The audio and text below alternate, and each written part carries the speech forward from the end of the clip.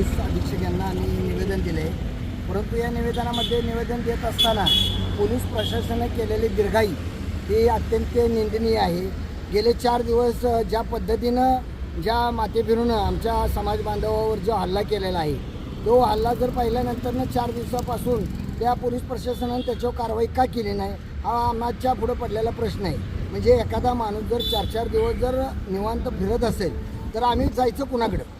आमच्या समाज बांधवांना जर उद्या जर पोलीस स्टेशनच दखल घेतली नाही, उद्या त्याला जर आमचं तिथं कोण नाही, हे मेंढपाळ दुसऱ्या गावातनं आदरकी गावातनं जर पाटणमध्ये येऊन जर त्यांचा मेंढपाळ करत असलेला व्यवसाय आणि तिथं जर त्यांचं कोण नसेल, जर पोलीस स्टेशनला तक्रार दिली म्हणून उद्या जाऊन त्याला अजून जर मारहाण केली किंवा त्याच्या घरातल्या कुटुंबाला मारलं तर त्याला जबाबदार कोण आहे? असल्या माथेफिरूंचं तात्काळ त्याच्यावर कारवाई प्रशासनानं आणि पोलिसांनी केली पाहिजे, ही आमची प्रखर भूमिका आहे। आणि असा जर अन्याय या जिल्ह्यामध्ये जर मेंढपाळावर पूर्ण कुणी जर केला तर त्याला जसं तसं उत्तर देऊ, अन्यथा प्रशासनाने त्याची दखल घेऊन त्याच्यावर योग्य ती कारवाई करावी। अन्यथा आम्ही 26 जानेवारी दिवशी आत्मदहन सर्वजण मिळून करू, आंदोलन करू जिल्हाधिकाऱ्यासमोर। याची पोलीस प्रशासनानं आणि जिल्हाधिकाऱ्यांनी दखल घेऊन तात्काळ त्याच्यावर कारवाई कठोर करावी आणि आमच्या बांधवांना न्याय द्यावा, ही आमची नम्र विनंती। जय मल्हार रामकृष्ण हरी। मी हरिभक्त परायण हरी महाराज गुजनर, सरपंच ग्रामपंचायत शिरेशवाडी, महाराष्ट्र राज्य संघटना मेंढपाळ आर्मी प्रवक्ता। 10 तारखेला पाटण तालुक्यातील मुळगाव या ठिकाणी आदरकी खुर्द हनुमंतवाडी येथील आमचे मेंढपाळ बांधव शंकर अंकुश ठोंबरे या मेंढपाळ बांधवांना मुळगाव या ठिकाणी एका समाजकंटकाने मारुती कळके या समाजकंटकाने त्यांच्या डोक्यात कुऱ्हाड घालून आमच्या मोकळ्या रानात तू बकरी का चारलीस अशा प्रकारे बोलत शिवीगाळ करत कुऱ्हाड घालून रक्तबंबाळ केलं। खरं तर या घटनेचा मी प्रथमतः महाराष्ट्र राज्य मेंढपाळ आर्मीच्या वतीनं प्रथमतः जाहीर निषेध करतो आणि लवकरात लवकर हा मारुती कळके नावाचा जो समाजकंटक आहे माथेफिरू, त्या माथेफिरूला लवकरात लवकर पोलीस प्रशासनाने अटक करावी आणि त्याच्यावरती कठोरात कठोर कारवाई करावी अशी मी मागणी करतो। आत्ताच आम्ही या सातारा जिल्ह्याचे पोलीस उपाधीक्षक वैशाली कडूकर मॅडम यांच्याकडं कठोरात कठोर कारवाई करण्याची मागणी केली आहे। त्यांनी आम्हाला शब्द दिलेला आहे की निश्चितपणे आम्ही त्यांच्यावरती कठोरात कठोर कारवाई करू। जर 24 तासाच्या आत या नराधमावरती कठोरात कठोर कारवाई झाली नाही तर येत्या काही दिवसात आम्ही महाराष्ट्रभर मेंढपाळ आर्मीच्या वतीनं भलं मोठं आंदोलन छेडू आणि आमच्या मेंढपाळ बांधवाला न्याय मिळवून देण्याचा प्रयत्न करू असा शब्द इथं जमलेल्या सर्व माझ्या मेंढपाळ बांधवांना या ठिकाणी मी देतो। खरं तर आम्ही बाळूमामांच्या विचारांचे वारसदार आणि आम्ही बापूबीर वाटेगावकरांच्या विचारांचे सुद्धा वारसदार आहे। कधी कधी आम्ही संत बाळूमामाही होतो आणि वेळ पडली तर आम्हाला बोरगावचा धन्यवाद बापूबीर वाटेगावकर व्हायला वेळ लागणार नाही, याची सुद्धा नोंद या समाजकंटकाने घेतली पाहिजे। आणि आपण सर्वजण या ठिकाणी जमलात त्याबद्दल समस्त मेंढपाळ आर्मी महाराष्ट्र राज्य संघटनेच्या वतीनं आपणा सर्वांचे धन्यवाद देतो आणि लवकरात लवकर त्याच्यावर कारवाई व्हावी अशी महाराष्ट्र राज्य संघटनेच्या वतीनं मी या ठिकाणी मागणी करतो। धन्यवाद।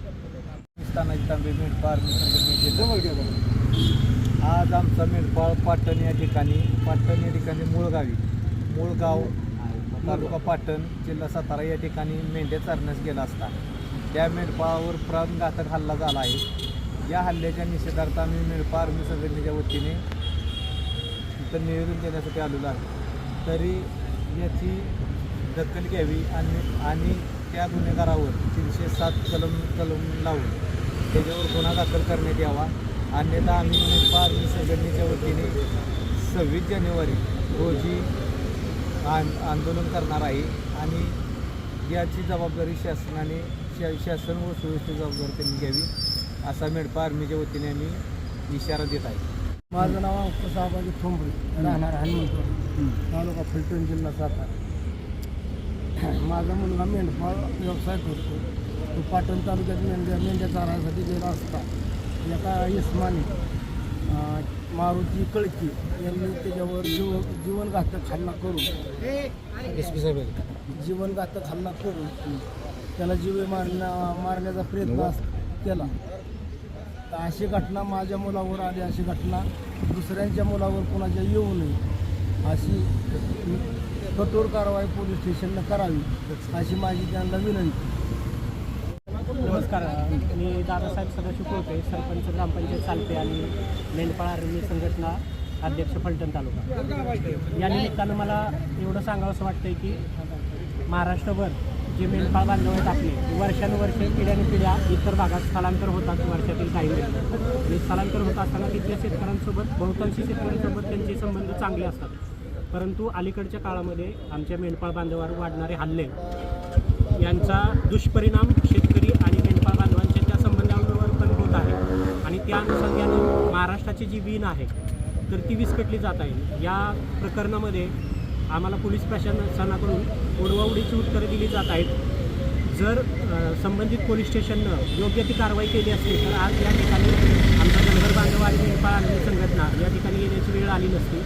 यापुढेही अशा घटना होऊ नयेत या अनुषंगाने पोलीस डिपार्टमेंटने संपूर्ण धनगर बांधव असतील किंवा स्थलांतर करणारे मेंढपाळ बांधव असतील यांना योग्य प्रकारे ट्रीट केलं पाहिजे, त्यांना योग्य प्रकारे वागणूक दिली पाहिजे. आणि भविष्यात त्यांच्या मनात जी भीती निर्माण झालेली आहे तर अशा प्रकरणामध्ये एकदम कडक अशी कारवाई करून लोकांना योग्य तो संदेश दिला पाहिजे, जेणेकरून मेंढपाळ बांधवांमध्ये जी भीतीचं वातावरण आहे, असंतोषाचं वातावरण आहे ते वातावरण कमी होईल.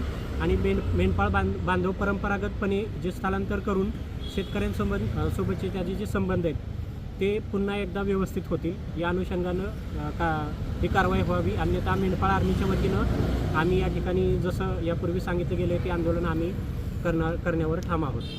मी मेंढपाळ आर्मी अध्यक्ष महादेव शेळके, खंडाळा तालुका अध्यक्ष आहे. काय फलटण तालुक्याचं मेंढपाळ पाटण तालुक्यात गेलं आणि मुळगाव येथील त्या एका मेंढपाळावर हल्ला झाला, कुऱ्हाडीनं मारहाण झाली. 4 दिवस झाले तरी काय प्रशासन त्याचं दखल घेत नाही. काय त्यांना जर दखल नाही घेतली तर आम्हाला कायदा हातात घ्यायला लावू नका, एवढं करा.